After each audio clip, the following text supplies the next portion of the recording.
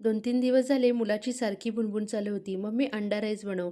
आणि आज त्याला मुहूर्त लागला. कारण कसं होतं, आज स्वयंपाक करायचाही खूप कंटाळा आला होता. काहीतरी एकच पदार्थ करावा आणि तो खाऊन घ्यावा असं झटकेपट झालं होतं. कारण वेळही फार कमी होता आणि झटकेपट पदार्थही बनवायचा होता.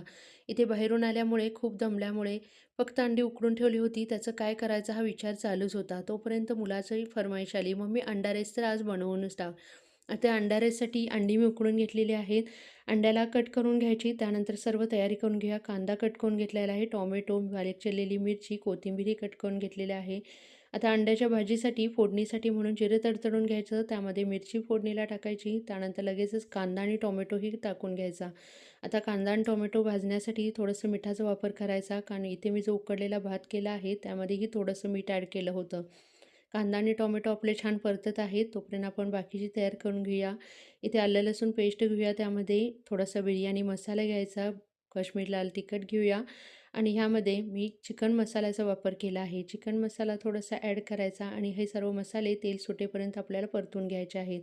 अंडा राईससाठी इथे तुम्ही अंडी फेटूनही घेऊ शकता. पण अशा प्रकारे अंडी मी आज उकडलीच होती आणि अशा प्रकारचाही राईस खूप छान लागतो. इथे मी आता बासमती तांदळाचा वापर केला आहे. तुम्ही इथे लाँग राईस जो बासमती असतो म्हणजे आपला बिर्याणीसाठी त्याचाही वापर करू शकता. अंड्याची आता छान भाजी तयार झालेली आहे. ह्यातली थोडीशी भाजी आपण काढून घेऊया. कारण भारताला वरतून थोडीशी गार्निश करण्यासाठी म्हणून मी भाजी थोडीशी बाजूला काढून घेतलेली आहे. आणि ह्या कमी मसाल्यामध्ये एकदम भात चवीला खूप छान लागतो. आता बघू शकता इथे आपण जो उकडलेला तांदूळ होता तोही त्यामध्ये घेऊया. आणि ह्याला छान असं अलटी-पलटी करून एक वाफ काढून घ्यायची आहे.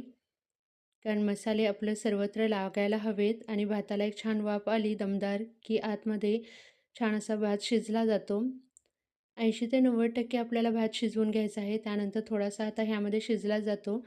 वरतून थोडीशी आपण जी केली होती ती भाजी घ्यायची. त्यानंतर भरपूर अशी कोथिंबीर घ्यायची आणि ह्यामध्ये मी लिंबू पिळायला विसरले आहे. तुम्ही थोडंसं वरतून लिंबूही पिळू शकता.